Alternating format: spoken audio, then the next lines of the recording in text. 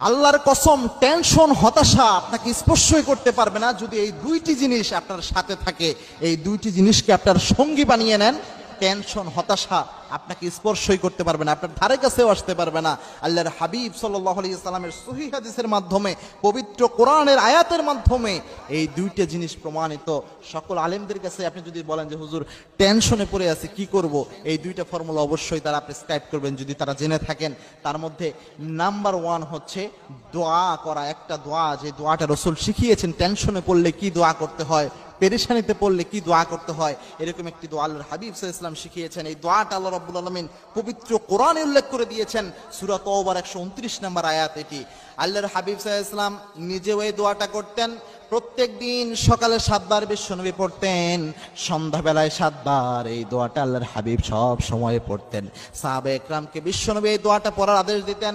আল্লাহর হাবিব পড়তেন হাসবি আল্লাহু লা ইলাহা ইল্লা হুয়া আলাইহি তাওয়াক্কালতু ওয়া হুয়া রাব্বুল আরশিল আযীম।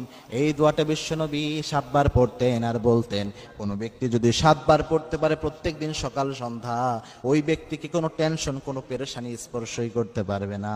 ওই ব্যক্তির চিন্তা করার প্রয়োজন নাই, আল্লাহ ওই ব্যক্তির জন্য যথেষ্ট হয়ে যাবেন, সে টেনশনে পতিত হবে না। যে কোনো পেরেশানিতে আসলেই আল্লাহর হাবিব এটা আমল করতেন, বিশ্বনবী এটা বেশি বেশি পড়তে থাকতেন। সুতরাং এই সূরা তাওবার 129 নম্বর আয়াতে যে দোয়াটা আসছে হাসবি আল্লাহু লা ইলাহা ইল্লা হুয়া, এই দোয়াটা আপনারা পড়ার ট্রাই করবেন। স্পর্শ, টেনশন তো দূরের কথা, আপনাকে স্পর্শই করতে পারবে না টেনশন। এটা খুবই গুরুত্বপূর্ণ একটি আমল।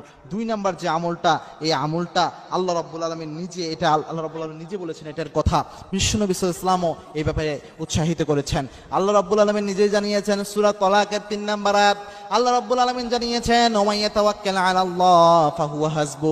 কোন ব্যক্তি যদি আল্লাহর উপর ভরসা করে, ওই ব্যক্তির দায়িত্ব আল্লাহ নিজে গ্রহণ করে নেয়। দেখেন, আপনি যে জিনিস নিয়ে এত পেরেশানি করছেন, ওই জিনিসের দায়িত্ব কিন্তু আল্লাহর। যেমন আমরা কি নিয়ে টেনশন করি, ফ্রাস্ট্রেশনে ভুগি, আমরা কোন জিনিস নিয়ে?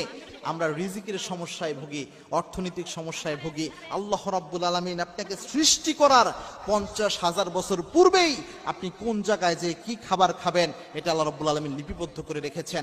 আমাদের শুধু চেষ্টা করতে হবে, আল্লাহ রাব্বুল আলামিন দেওয়ার মালিক। সুতরাং আপনার কাজ করতে হবে, শুধু কাজ না করে শুধু বসে থাকবেন, তাওয়াক্কুল করবেন, এটাও হবে না। সুতরাং কাজ প্রথমে করতে হবে, এরপরে আল্লাহর উপর তাওয়াক্কুল থাকতে হবে।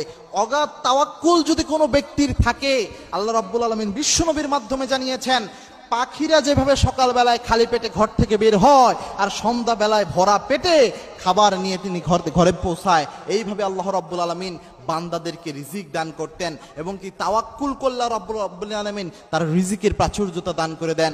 এই জন্য তাওয়াক্কুল অবশ্যই করতে হবে। এবং কি খেয়াল রাখতে হবে, আমাদের জীবনে যা কল্যাণ অকল্যাণ, এই সব কিছুর মালিক হচ্ছে আল্লাহ রাব্বুল আলামিন। ইয়ামসাসকাল্লাহু বিদুররিন ফালা কাশিফা লাহু ইল্লা হুয়া। আল্লাহ যদি কোনো অকল্যাণ আমাদের দিতে চান, গোটা পৃথিবী মিলে সেটা ঠেকাতে পারবে না। আর আল্লাহ যদি কল্যাণ করতে চায়, কেউ সেটা আটকাতে পারবে না। সুতরাং ভরসার একমাত্র জায়গা হচ্ছে আল্লাহ রাব্বুল আলামিন। এটা যেন আমাদের মনে থাকে। আল্লাহ রাব্বুল আলামিন আমাদের সেই তৌফিক দান করুন। আল্লাহুম্মা আমিন।